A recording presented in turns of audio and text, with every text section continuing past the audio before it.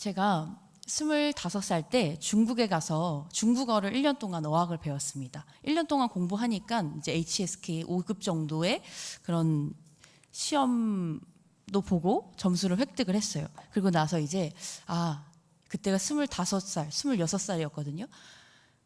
세계를 품어야지 이런 생각을 하고 중국어를 배웠으니까 뭐 언젠가는 써먹겠지 하는 마음도 있었지만 뭔가 한반도가 통일된 이후에 우리나라의 그런 것들을 한번 만약에 우리가 통일이 된다면 우리가 육로로 갈 수 있는 길이 열리지 않을까 해서 한번 그 길을 따라서 중국에서 출발을 하는 거니까요.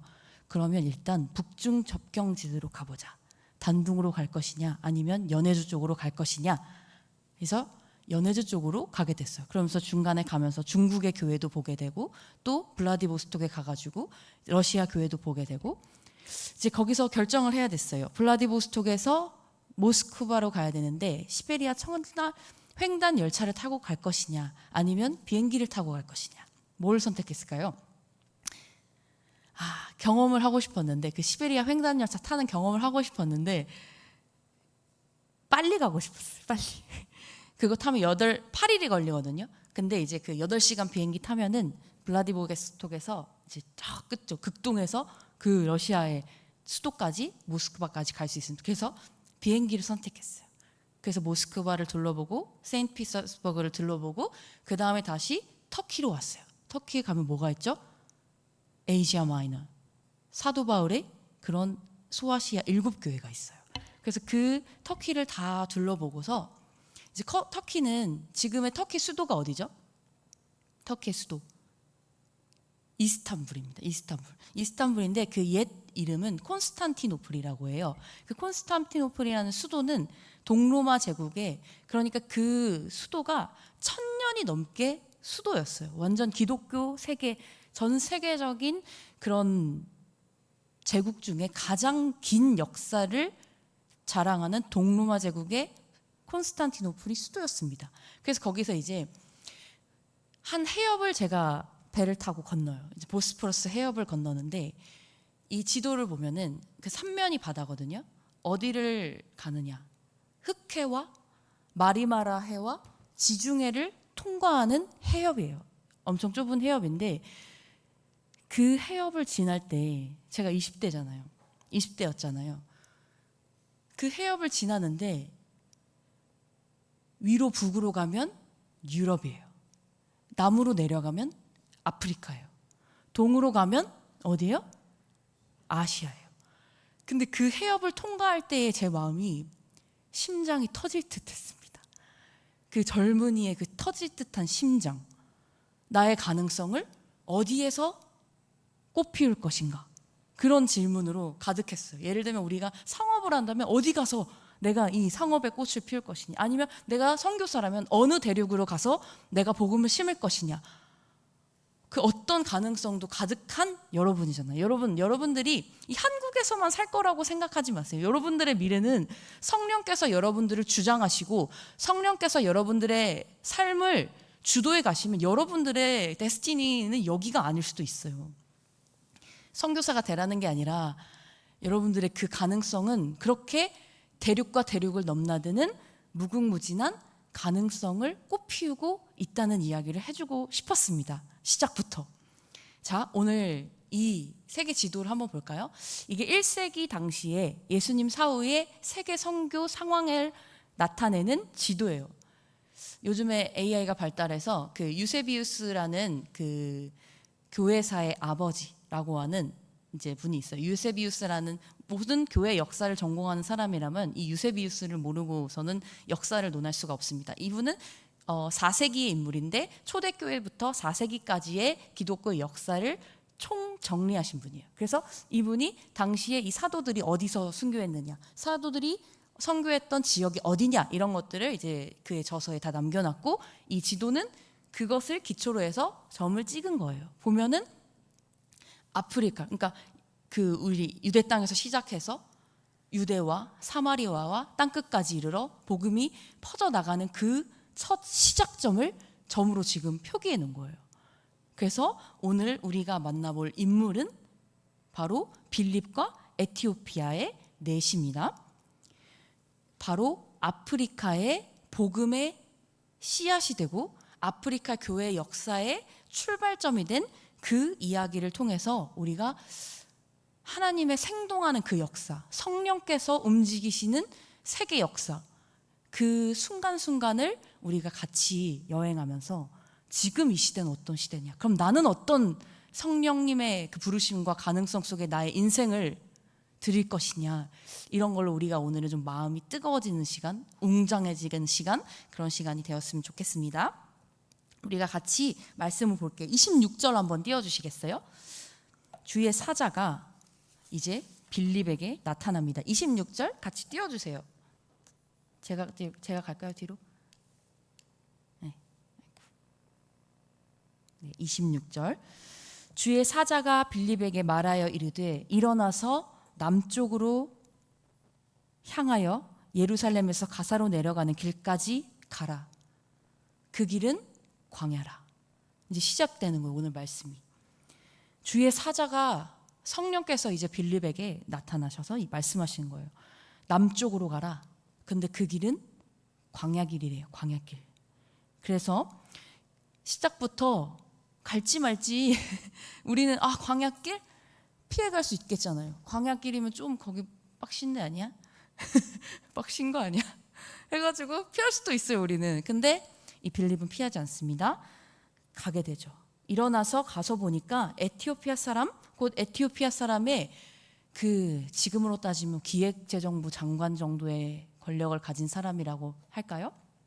에티오피아 사람 맞나요? 여러분, 근데 우리가 이 성경을 그냥 1차원적으로 읽어가지고 무슨 이게 막 와닿겠습니까? 빌립이 에티오피아 사람 벌써 피부색이 까매요. 그 사람들 무슨 말로, 어떤 언어로 대화를 나눴을까요? 영어로 나눴나? 헬라어로 나눴나? 그리스어로 나눴나? 무언가 그 당시를 지배하는 공용어로 이야기를 했겠죠.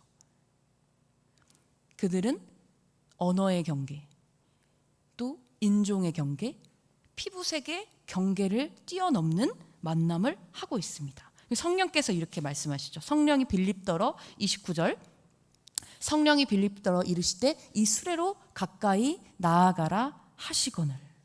그래서 어떻게 하나요? 빌립이 달려가서, 담임 목사님 주신 인사이트죠. 달려갔다는 거예요. 와, 달려갔다는 거. 달려가서 잡아타서 그 수레에서 이제 복음의 이야기를 하게 되고, 거기서 무슨 역사가 일어나요? 에티오피아 내시가 성령 받고 말씀 듣고 깨달아서 오늘의 이야기는 세례 받는 것까지 마치잖아요. 세례를 받아요. 첫 교인이 세례 교인을 얻은 겁니다. 그리고 이 사람이 어디로 갈까요? 이제 아프리카 땅으로 가는 거죠. 빌립이 안 가도 세례 받은 사람이 가는 겁니다. 가서 그래서 아프리카 교회의 역사를 이루게 되는데, 우리가 아프리카에 대해서 잘 모르죠. 아프리카는 우리보다도 더 많은 교회 역사를 가지고 있고 신학의 역사를 가지고 있어요. 이거 좀 크게 띄워주세요, 화면을. 아프리카는 그 이집트 때부터 알렉산드리아의 초대교회의 주요한 신학적인 중심지였습니다. 그리고 오리겐, 그 성서 해석을 하는데 성서 해석학을 만들고, 또 아타나시우스, 기독교 수도원 운동이 이집트에서 태동을 하고, 또 우리가 잘 알고 있는 신국론을 들어봤죠, 여러분. 어거스틴, 이런 사람들 다 아프리카에서 신학을 했던 사람들이에요. 그리고 에티오피아, 우리가 에티오피아, 오늘 교육자들이 점심 먹고 우리가 에티오피아 원두를 한 잔 쫙 내려가지고 마시고 왔습니다. 목사님, 우리가 에티오피아를 모르는데 무슨 역사가 있겠습니까? 여러분, 에티오피아의 원두의 특징이 뭐예요? 에티오피아의 원두의 특징이 뭐야? 커피 맨날 마시잖아. 산미가 있는 거야. 산미가, 과일 향이 나고 산미가 있고 약간 상큼하고 꽃향도 있고 과일 향도 있고. 그래서 에티오피아 원두가 브라질 원두보다 좀 비싸요. 좀 비싸. 그래서 정말 로스터리 잘하는 데 가면 에티오피아 원두 먹으면 조금 더 비싸죠. 그런 이 살아있는 그 아프리카와의 우리가 접점을 지금부터 좀 알아가 보자. 왜냐하면 하나님께서 펼쳐주셨던 그 역사니까. 그 아프리카는 우리는 잘 모르지만 우리는 아프리카 가난한 나라 아니야? 얼굴 까매가지고 못 사는 나라 뭐 이 정도 편견을 가지고 있지만 이미 빌립은 그 시대에 그런 경계를 넘어서요. 뭐 잘 사니 못 사니 뭐 이런 거가 아니라 복음을 전하러 가는 거죠. 복음을 전하기 위해서 대화를 하는 거죠. 나와 피부색이 달라도. 그래서 아프리카는 단순히 선교의 대상이 아니라 초대교회와 세계 신학의 전통의 중요한 뿌리였다. 그리고 에티오피아 내시의 그 회심이 아프리카 대륙에 그 기독교가 심어지는 귀한 그런 역할을 했다는 거예요. 과거가 이렇고 또 신학을 여러분들 공부하지 않기 때문에 이게 좀 어려운데 뭔 소리지 할 수 있어요. 근데 이 세계적인 학자입니다. 세계적인 종교학자예요. 젠킨스라고 하는 사람인데 The Next Christendom이라는 책을 썼어요. 이 사람은 뭐라고 얘기했냐면 이 사람은 케임브리지 출신의 역사학 박사입니다. 그리고 이제 세계 기독교를 연구하는 종교학자예요. 근데 이 사람이 무슨 말씀을 하냐면 이제 더 이상 미래 기독교는 우리가 기독교를 서구 기독교, 유럽 중심의 백인들의 종교라고 생각을 하지만 향후 2050년에는 전 세계에서 가장 빠른 기독교 성장과 가장 빠른 인구수를 확보하는 곳은 바로 아프리카일 것이다 라고 예측을 해요. 그리고 북반구 중심의 기독교가 아니라 이 기독교 역사가 남반구로 내려와서 아시아, 아프리카 그리고 라틴 아메리카 중심의 기독교 역사가 펼쳐질 것이다. 그리고 21세기는 바로 그러한 세기가 될 것이라고 예견한 학자예요. 그 아시아의 대표 주자가 누가 됐으면 좋겠습니까, 여러분? 우리가 됐으면 좋겠잖아요. 우리가 그 다리를 놓는 하나님의 새로운 가능성의 주역이 되고 싶지 않으세요? 우리가 그렇게 될 수 있습니다. 우리가 성경을 단순히 먼 옛날에 박제된 어떠한 글로 읽는 것이 아니라 지금 살아서 역사하시는 하나님의 역사와 성령님께서 나를 움직이시는 그 가능성으로 여러분들이 읽을 때 이 역사의 주인공이 여러분들이 될 수 있습니다. 그래서 2050년에 아프리카의 기독교인 인구가 10억 명이 이상이 될 것이며 이 인구는 전 세계 기독교인의 40%는 어디에 산다? 아프리카에 산다. 그래서 예전에는 기독교인이다, 크리스찬이다 라고 하면 백인의 어떤 사람을 떠올렸다면 지금은 향후 다가오는 시대에는 기독교는 누구의 종교냐라고 했을 때 흑인들의 종교라는 거예요. 흑인, 20대, 여성 이런 사람들의 종교로 바뀌어가고 있다. 그 축이 이동하고 있다라고 이 학자는 전망하고 있습니다.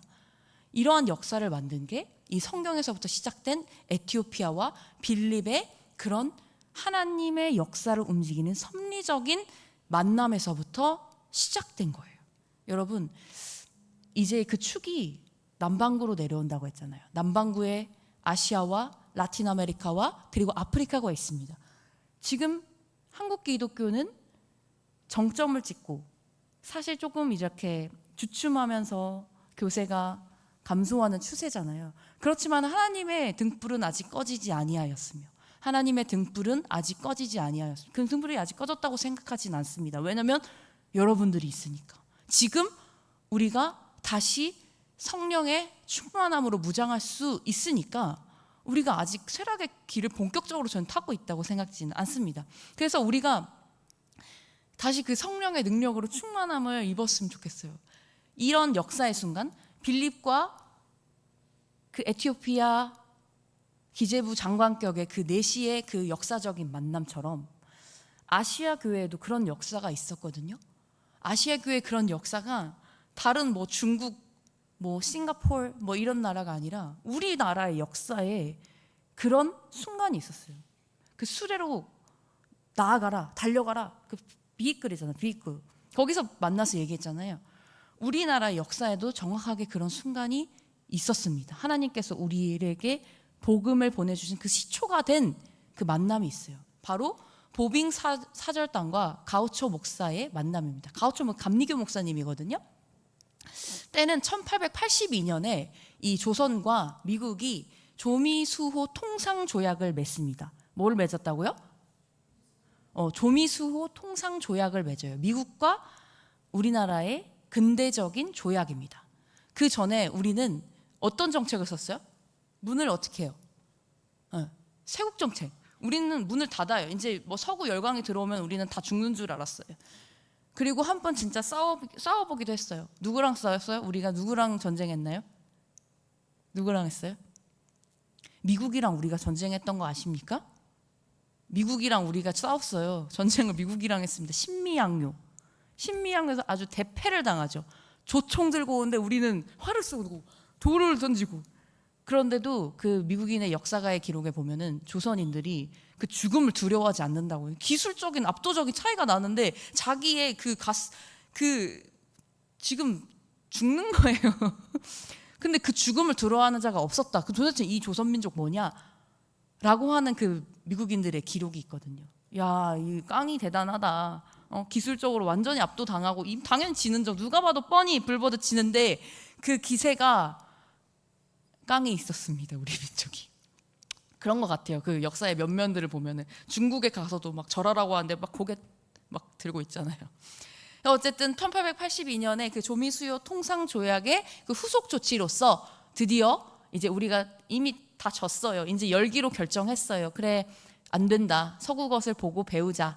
어쩔 수 없다. 이거 밀리고 있으니까 이 기술의 어떠함, 기술의 압도한 것, 발전한 것, 문화가 발전한 것을 우리가 보고 익혀서 우리도 강해지자라는 이런 기조로 가고 있을 때였습니다. 그래서 1883년에 보빙사를 미국으로 파견을 해요. 거기에 당시에 전권대사로 민영익, 부대신으로 홍영식, 그리고 종사관 서강범, 수행원의 육일준 이런 사람들을 보내는데 그때 당시에 미국의 이야기를 잘 보고 와서 쓴 게 이제 서유견문 이런 책들을 쓰게 됩니다. 그래서 이 민영익이 누구예요? 민영익이 누굽니까? 여러분 수련회 때 들었잖아요. 민영익은 바로 고종황제의 처인 명성황후의 오빠인가요? 동생인가요? 오빠죠. 네. 명성황후의 그러니까 내 동생이 왕비예요.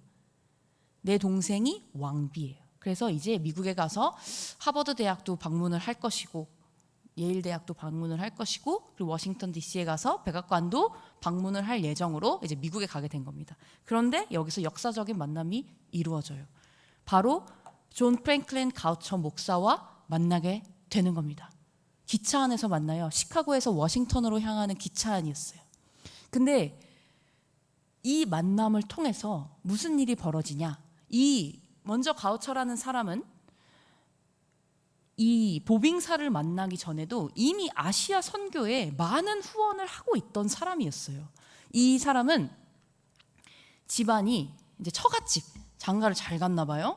처갓집을 잘 만났는데 이 처갓집이 이제 장인어른이 의사였는데 아주 대부호의 가문의 여식과 결혼을 하게 됩니다. 물질적으로도 풍부했고 본인은 목사였어요. 그래서 자신이 가지고 있던 물질을 이제 아시아 선교를 위해서 거금을 항상 쾌척을 하던 사람이었습니다. 그의 이력만 보더라도 1873년에 맥클레이 선교사를 지원했고요. 1880년도에 중국에다가 근대식 병원을 이미 세웠습니다. 그리고 1881년에 이제 선교부에 교회학교, 중국의 선교부겠죠. 교회와 학교와 이런 것들을 지을 수 있도록 거금을 계속해서 그런 물질적인 후원을 했던 목사님이었어요. 그리고 1882년에는 인도에다가 학교를 몇 개를 세워 120개 학교를 세웁니다. 그리고 만난 게 이 조선의 보빙사였어요. 어떻게 이렇게 만나요?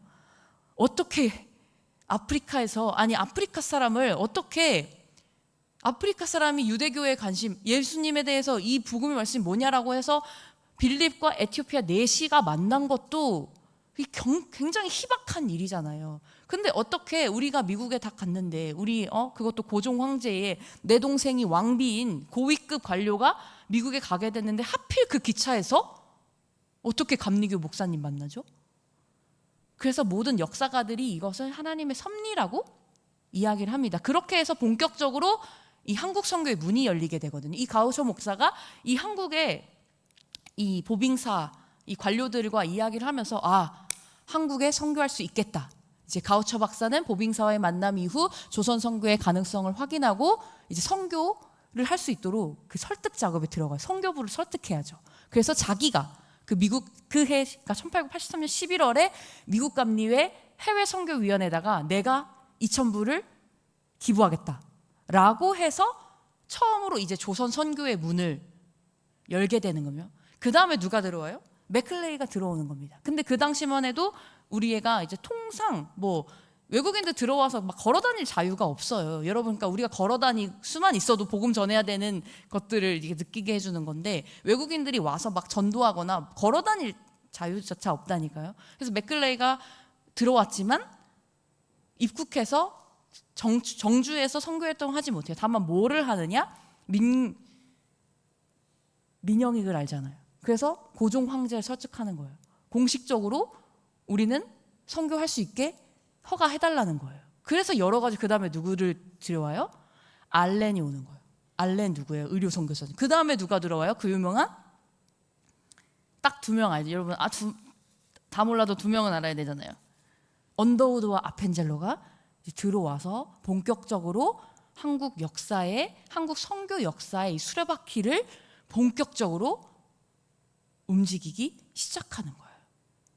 누구와의 만남을 통해서? 바로 이 가우처 목사님과의 한국 고위급 관료였던 이 보빙사와의 만남을 통해서 한국 선교의 문이 열리고, 한국 근대화의 길이 열리고, 한국의 지금의 세브란스 병원, 연세대학교, 이화여자대학교, 모든 감리교, 대학들, 교육, 근대교육, 병원, 의료, 학교, 이런 것들의 역사가 펼쳐지게 되는 겁니다. 그로부터 몇 년이 흘렀을까요? 지금 140년이 흘렀습니다.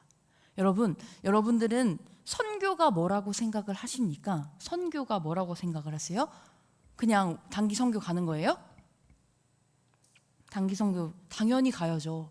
당연히 한 번도 내가 배우지 못하고 경험하지 못했던 것을, 그 템퍼러처, 그 애트모스피어를 단 조금이라도 느껴볼 수 있는 게 단기 선교잖아요. 그래서 지난 여름에 그렇게 갔다 온 거 아니겠습니까, 여러분들께서? 그런데 여러분, 하나님께서 정말 움직이시고 하나님께서 주도하시는 그 성령의 역사는 우리가 생각하는 것보다 훨씬 더 높고 훨씬 더 깊고 훨씬 더 넓은 그런 차원이라는 것을 우리가 보게 됩니다. 로마 시대 때는 로마의 제국의 그 길을 따라서 복음이 확장되었습니다. 그 제국의 힘을 따라서 복음은 펼쳐졌어요. 하나님의 그 복음의 능력은 그 시대에 맞게 계속 그 방법을 달리하면서 오거든요. 근데 저는 이제 역사학이니까, 기독교 역사를 공부하는 사람이니까 참 신기하다. 이게 선교를 해서 왕이 된 거냐, 왕이라서 선교를 한 거냐라고 느낄 만큼 한 번도 그 선교를 해가지고 모르겠어요. 그 패권의 길이 가는 길과 항상 복음의 길이 같이 갔거든요. 우리나라에 복음이 들어올 때도 뭐 개신교가 아니라 가톨릭 선교 들어올 때도 미국 상선 함대 타고 김대건 신부 들어오거든요. 우리보다 앞섰잖아요. 조선의 그 가톨릭이 전해진 게. 그 서구 열강의 힘을 실어가지고 복음이 들어오거든요. 안 받아들이면은 처부술기세로도 들어와요, 때로는. 근데 이제 그것을 이제 과거의 그런 폭력적인 방법을, 그러니까 여차하면 폭력을 수반하면서도 안 믿으면 바꿀 수 있을 그 막강한 힘을 가지고, 막강한 자본력을 가지고 항상 그 복음이 들어오거든요. 근데 그게 놀랍지 않아요? 희말이 없이 복음이 가는 길이 희말이가 없지가 않아요. 하지만 폭력을 수반할 수 있음에도 우리가 복음을 폭력으로 해야 되겠습니까? 그게 아니잖아요. 사랑이잖아요. 사랑을 전해온 그 기독교란 말이에요. 근데 이제 때로 그 제국주의의 실패 모델들이 있으니까 때로는 이 흑인의 역사들도 그 제국주의와 만나면서 아픔이 있잖아요. 흑인들이 그 흑인 플랜테이션을 하면서 정말 처절하게 인간 이하의 그런 모습을 서구인들에게 받았던 그런 역사도 있잖아요. 그러니까 우리가 역사를 알아야 된다는 게, 도대체 이 성경에서 말한 함의 후손들이 어떻게 살아왔는가, 그리고 이 백인들과의 관계는 어떠한가, 그리고 지금 오늘날의 아프리카인들은 어떤 모습인가, 오늘날 선교를 한다면 어떤 모습이어야겠는가를 진단하려면 우리가 이 성경의 그때 그 에티오피아의 그 순간, 함의 노아의 그 순간 아버지를 부끄럽게 한 것을 들춰가지고 저주받은 함의 자손이 그래서 못 살지, 이렇게 할 수 없잖아요, 여러분. 왜냐하면 인류가 지나온 역사라는 게 있는데, 그 가운데서 어떻게 아프리카와 우리가 다시 친교를 맺으며 어떻게 다시 지금 이미 젠킨스라는 학자가 이야기했잖아요. 이미 기독교의 역사는 남반구로 내려왔다. 이 남반구가 어떻게 하나님의 이 촛대가 남반구로 내려왔단 말이에요. 지금 그것을 우리가 어떻게 보면서 역동적으로 반응하고 어떻게 이 시대의 흐름을 읽으면서 누구와 어떤 관계를 맺을까는 이 시대를 살아가는 우리에게 있는 거예요. 근데 우리가 생각하는 그 선교의 틀이라는 것은 단순히 복음을 전해주고 복음을 전하기 위해서 우리가 떡볶이도 만들고 다 했잖아요. 물론 그것도 해야 되지만 지금의 선교는 국제관계 속에서 일어나고요. 외교적인 힘을 가지고서 일어나고요. 상업적인 힘을 가지고서 이렇게 교류가 일어나고요. 기술의 이전이 일어나고요. 복음을 줄 때 중국에서 왕실에서 중국이 먼저 우리보다 복음 받아들여요. 왜냐면 복음과 함께 막 치국이 막 이런 이 천문학을 알 수 있는 막 기술을 주거든. 근데 지금도 마찬가지인 것 같아요. 복음이 가면서 그 앞서가는 기술을 같이 이전해 주잖아요. 이 크리스찬 국가들이 정말 그 복음으로 살으라고 이민족 살으라고 그렇게 가잖아요. 여러분들이 선교적인 비전을 품고 아까 제가 초반에 영어로 막 뭐라 했잖아요. 그 뭐라는 거예요? borderless, 경계가 없는, 경계를 뛰어넘는 frontier spirit, frontier spirit of missionary. 근데 이 프론티어 정신을 여러분들이 선교사가 되라는 게 아니에요. 여기서 선교사가 되실 분들도 있겠죠. 근데 여러분들의 각 영역에서 내가 상업을 할 거야. 난 사업을 할 거야. 나는 기술 개발을 할 거야. 나는 공대생이니까 미래 기술을 확보할 거야. 나 AI 할 거야. 나 항공우주 할 거야. 그 영역에서 여러분들이 그 프론티어 정신을 가지라는 거예요. 왜냐하면 지금의 그 복음이 일어나는 것은 그 모든 그 영향력과 정체성과 총 결합해서 나아가는 거니까요. 복음을 맡은 자들은 계속해서 복음을 맡을 것입니다. 기술을 맡은 자들은 기술을 맡으세요. 자본을 댈 사람들은 자본을 대세요. 여러분, 세브란스 병원의 세브란스가 세브란스 의사였습니까? 사업가거든요.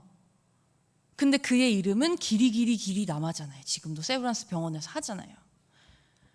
의사가 아니었어요. 다 의사가 되라는 게 아니에요. 하나님의 그 일에 하나님의 영에 감동되어서 그 성령의 인도하심으로 하나님의 역사의 주역이 될 사람들은 그 가능성으로 내가 가장 잘할 수 있는 그것을 하나님께 붙들려 쓰임 받으라는 겁니다. 나는 공부를 잘해. 공부로 하세요. 난 일을 잘해. 일로 하세요. 난 돈을 잘 벌어.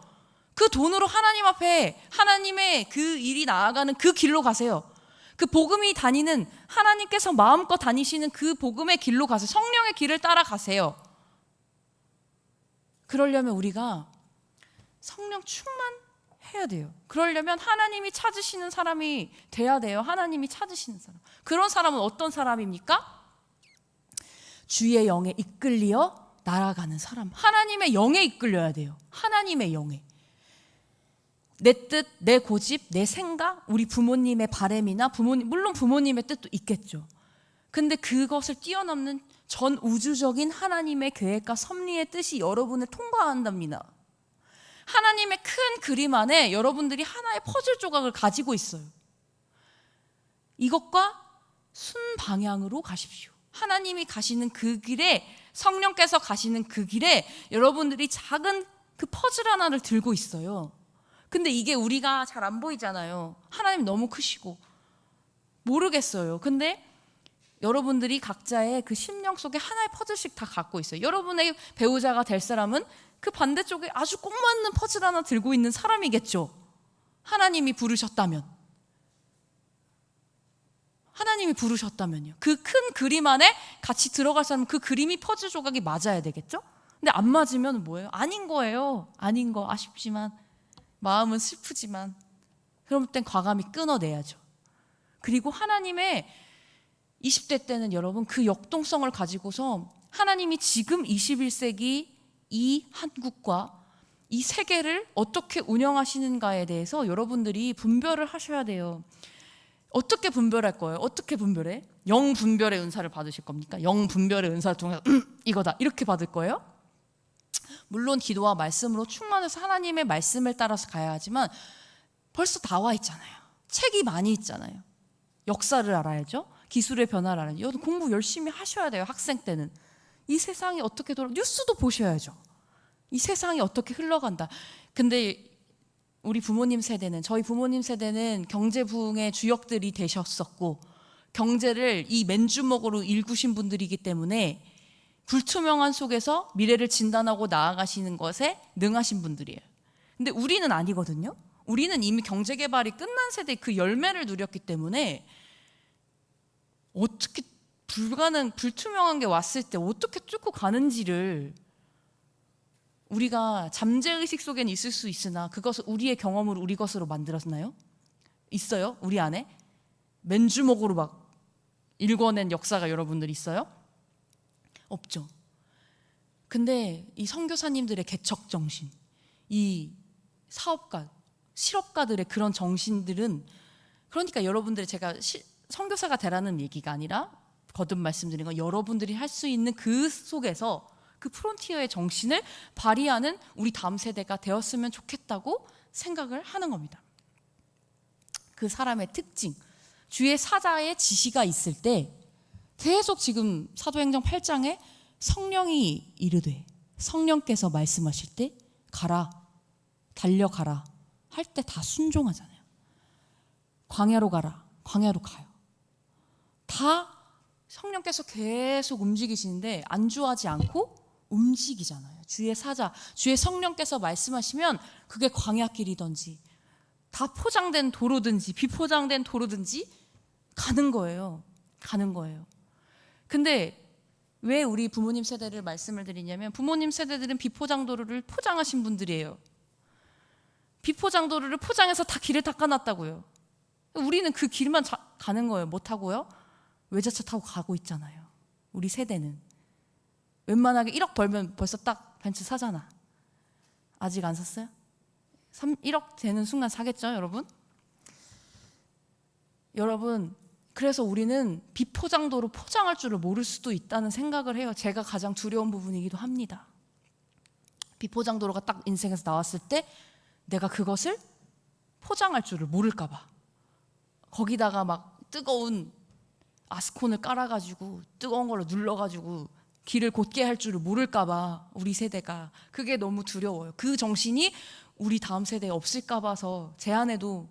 왜냐면 벌써 어려운 길, 광야길 어렵다고 하면 살짝 피할 줄 알잖아. 안 가도 되는데? 딴 데 도망갈 줄 알잖아요. 벌써 머리가 비상하게 돌아가가지고요, 안 갈 줄을 알아요. 어떻게 하면 좀 피할 줄을 알고. 근데 빌립은 어떻게 했다고요? 달려가요. 광야길 달려가고 수레를 잡아 타가지고 가서 볼더리스 프론티어십을 발휘하는 거예요. 언어도 달라요. 피부색도 달라요. 계급도 다르거든요. 근데 달라가서 이야기하는 거예요. 하나님 성령에 순종하여서. 그런 믿음의 사람, 그런 하나님의 사람, 빌립의 믿음과 순종은 안주하지 않음, 진취적임, 그리고 성령의 인도하심을 따라감, 이런 것이 우리 안에 있을 때 처음부터 얘기했던 그 볼더리스 프론티어 스피릿 오브 미셔너리가 있는 것 같다는 확신이 듭니다. 안주하지 마시고요, 편견이 있다면 그것을 깨십시오. 편견 깨야 돼요. 요즘에 선생님들이 분필 던져요? 요즘 여러분들 학교에서 선생님들이 일어나 이러면서 분필 던지는 선생님 있었어요? 없었죠. 요즘은 그런 시대가 아니니까 근데 제가 최근에 교수님, 학생들이 졸았어요. 교수님이 분필을 갖다가 탁 던지는 거예요. 놀랬겠죠. 야, 요즘에 저런 사람이 있냐. 분필을 막 학생한테 던지는 거 무서운 것도 없지. 왜 그러냐? 정신 차리라는 거예요. 지금 잘 때가 아니라는 거예요. 그러니까 잘 때도 있겠죠. 피곤하면 자야죠. 근데 축이 이동할 때는 자면 안 돼. 축이 이동하면 그때 잘잖아요. 떨어져 죽어요. 그러니까 잘 때가 있고 좀 편하게 쉴 때도 있는데, 지금은 거대한 축이 이동하는, 시대적으로 축이 변동하는 시대이기 때문에 지금 자면 안 된다는 거예요. 저도 두려워요. 제가 안주할까 봐. 제가 뭐 이 정도면은 뭐 적당하게 그냥 살아갈 수 있지 않을까? 무서운 생각이에요. 지금은 축의 이동이 있는 시기이기 때문에 지금 졸면 그냥 나가 떨어지는 거예요. 참 그러고 보면 얼마나 대단합니까? 부모님 세대에 컴퓨터가 처음 나왔는데 막 그때도 컴퓨터 배워야 되는데 해가지고 컴퓨터 배우신 분들과 배우지 않으신 분들, 그 격차가 엄청나잖아요. 근데 그 컴퓨터 배워가지고 지금까지 오신 분들은 컴퓨터를 다 업무에서 활용하시고, 근데 우리도 뭔가 새로운 변화가 올 때 그 변화의 흐름을 같이 가지 않으면 우리도 그 축에서 벗어나는 사람이 되는 거예요. 근데 우리가 젊은이지만 생각은 젊지 않을 수 있습니다. 젊지만 안주하고 있으면, 젊지만 고착된 생각을 가지고 있으면, 젊지만 편견을 가지고 있으면 우리가 어른들보다, 부모님 세대보다 우리가 젊은 생각으로 아닐 수 있어요. 젊었을 때는 막 깨어져도 그냥 막 부딪히고 그런 거를 원하잖아요. 그죠? 그런 게 우리 안에 있어야 될 줄로 생각해요. 그래서 하나님이 그 찾으시는 사람, 꼭 선교사가 되라는 말 아니라고 여러 번 말씀을 드렸습니다. 그 프론티어 스피릿이 있는 사람, 안주하지 않고 진취적이고 성령의 인도하심. 성령 인도하시면 어떻게 해요? 이미 목사님이 다 기도와 말씀, 그러려면 예배 나와 말씀 봐야죠. 그 인도하심 받는 그 사람이 하나님 찾으시는 사람인데 많이 없는 수 있다. 다 그런 게 아니라 이 말씀 들어도 여기 안에도 있을 수도 있고 없을 수도 있어요. 근데 지나갈 수도 있습니다. 그래서 우리 놓치지 말라. 제가 무서워요. 제 스스로 설교하고도 그 말씀에서 벗어나고 떨어진 사람 돼가지고 어딘가 도태되어 있을까 봐서 제 스스로가 너무 두렵고 무섭고, 또 배우자를 선택할 때도 그 기준에서 내가 벗어날까 봐 두렵습니다. 제 스스로 항상 두려워요. 그래서 이 그림을 표현해달라. 나 지금 boldness, spirit, 이 entrepreneurship, 이 스피릿을 좀 보여주는 그림을 생성해봐 했어요. 근데 이런 그림을 만들어주는 거예요. 이 서부 개척 시대와 같은 그림을 그려줬어요. The Journey of Faith, Pioneering Hope, 뭐 이렇게 그림을 그려줬어요. 와, 저로 가야 된다 하면서 개척되지 않은, 저 가서 개간하자라고 보여주는 것 같아요. 그리고 누구예요? 오른쪽 여자를 보면은 뭐 딱 들고 있죠. 이 기술을 상징하는 거거든요. 이 방향을 보여주는 거예요. 이것만 딱 보면 동서남북 어디로 갈 수 있다라는 걸 보여주면서 가는 거. 호라이즌, 새로운 지평선 너머로 가자를 뉴 호라이즌을 보여주는 사람. 그리고 이제 왼쪽은 지금의 우리의 상황을, 우리 남반구로 이 하나님의 그 기독교의 그 촛대가 넘어온 이 상황을 우리가 어떻게 해석할 것인가 한번 그려봐, 한번 생성해봐 했더니 Korean African Encounter라고 하면서 Seeds of Faith and Friendship, 신앙과 그 친구 우호, 한국과 아프리카가 만나는 그 그림을 표현해줬어요. 아프리카 사람들이 있고 이 조선 사람들로 보이는 사람들이 십자가를 전해주고 있는 그런 그림을 생성해주더라고요. 근데 좀 탐탁진 않았어요. 나는 이 프론티어를 이 예술적으로 좀 표현해주길 바라는데 고작 표현한 게 이거야. 그래서 여러분, 예술은 무궁무진한 거예요. 예술하는 사람 손 들어보세요. 예술 손 들어봐. 다 필요 없어. 예술. 제가 말씀드려 줄게요. 한국에서 1등하는 게 세계 1등할 수 있는 유일한 분야가 지금 뭐냐? 엔터테인먼트. 아멘 하세요. 여러분, 아멘 하시기 바랍니다. 한국에서 1등이 곧 세계 1등인 게 뭐라고요? 유일한 거 이제 다 밀려서 조선, 선박 다 밀려졌어 지금. 남은 거 뭐야? 엔터테인먼트. 비전을 펴면서 거기서 하나님의 주의 성령 복음을 가는 아이돌의 어머니, 우리 아이돌의 어머니 우리 혜원이가 아이돌의 어머니가 될 거잖아요 나중에. 정신적 지주가 되고. 그래서 막 학교에서도요 그 아이들의 그 상담을 엄청 잘해줘요 우리 혜원이가. 아이들이 그런 도덕과 윤리의 그 중간 정도 막 흔들리는 그 문란한 청년들 있잖아요. 그런 청년들 혜연이가 다 상담해 주더라고. 뭘로 가지고? 말씀을 가지고서. 그게 이 혜연이의 그 정신적인 그게 될 것 같아요. 왜냐면 연예인들은 이게 약하잖아요. 심리적으로도. 물론 주목받지만 아마 하나의 그 아이돌을 키워낼 어머니가 되리라 저는 생각합니다. 거기에다 복음을 심었겠죠. 정신교육 시키면서요. 그 기대가 돼요. 여러분, 그러니까 이 프론티어 스피릿, 여러분들의 각 영역에서 가지세요. 여러분들의 나 병원 제가 이제 아는 이제 아프리카 관련된 주제는 설교하니까 이제 제가 아는 사람들한테 전화했을 거 아닙니까? 아프리카와 이제 신인성 관계가 있는 사람 내일 모레 남아공 간다 하더라고요. 남아공은 그래도 아프리카에서 좀 사는 나라예요. 우리나라가 1%대 성장을 할 때 거기는 이미 5%대 성장을 하고 있었대요. 그러면서 뭐 하러 가냐? 의료기기 수출하러 간다는 거. 이대병원 뭐 누구랑 조인해가지고 자기 아프리카에 의료기기 수출하러 간대요. 와, 대단하다. 대단해. 여러분, 우리가 성경을 읽을 때 무슨 화석처럼 읽지 마시고 이 막 옛날에 막 고조선 때의 어떤 그 막 청동기 시대에 굳혀진 막 삼엽충 같은 걸로 보지 마시고 살아서 지금 역사하신 하나님의 영에 여러분들의 감동되시기 바랍니다.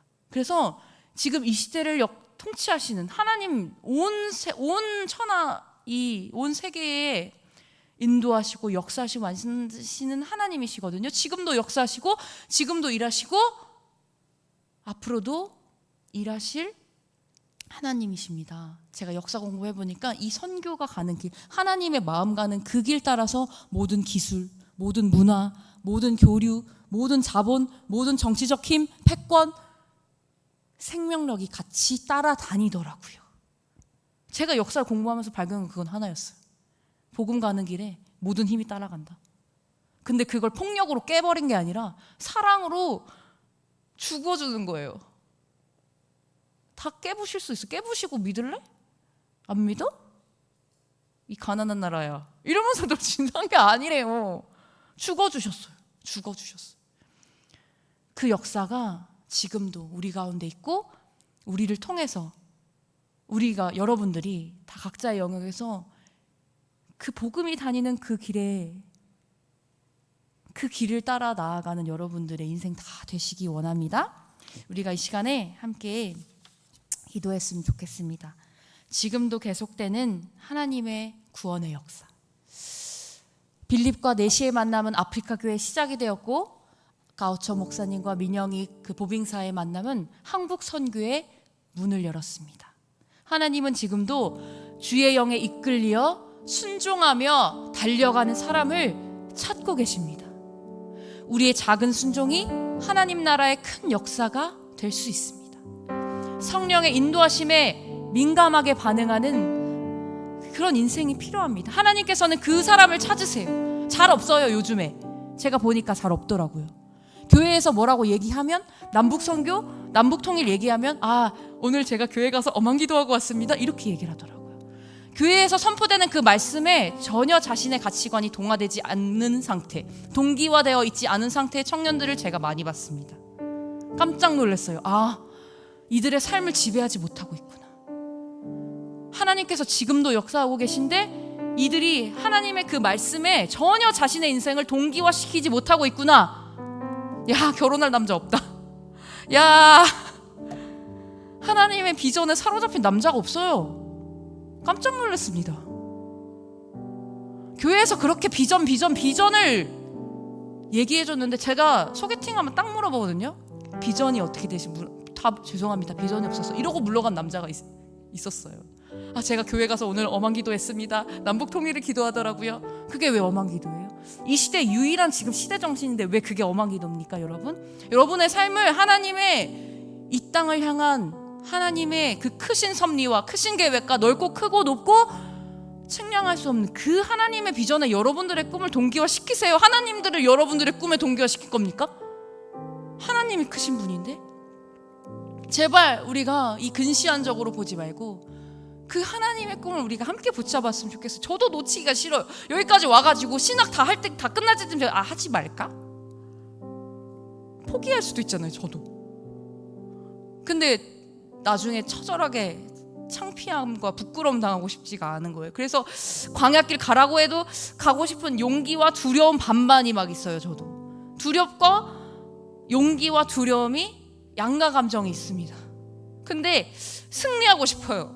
광야길 성령께서 인도하시면 광야길이라고 해도 가고 싶어요. 여러분들도 여러분들 앞에 만약에 뭐가 불투명해 안 보여 해도 그 성령의 감화 감동돼서 내 삶을 하나님의 그 크신 섭리와 동기화 시켜서 반쪽 찾아요. 같이 갈 사람 퍼즐 하나 맞네? 그림 딱 맞아? 찾아서 데리고 가. 손 잡고 갑시다. 목사님처럼 막 하자고 했대요. 결혼을 합시다 막 이랬대요. 우리 좀 그런 패기를 갖고, 뭐 여자고 남자고 중요하지 않아요. 하나님의 비전에 동기화된 사람이 강한 게 약한 거 끌고 가는 거잖아요. 뭐 애겐이고 테토고 필요 없어요. 그냥 하나님의 비전에 동기화된 사람이 끌고 가는 겁니다. 그래서 오리진과 데스티니를 아는 사람이 키를 쥐는 거잖아. 우리 그렇게 가자고요. 아멘. 이 시간 주여 믿습니다 부르짖고, 하나님, 제가 이 시대에 하나님의 성령에 붙잡힌 사람 되게 해주세요. 하나님의 말씀이 역사가 일어나는 그런 인생 되게 해주세요. 주여 믿습니다 부르짖고 함께 기도하겠습니다.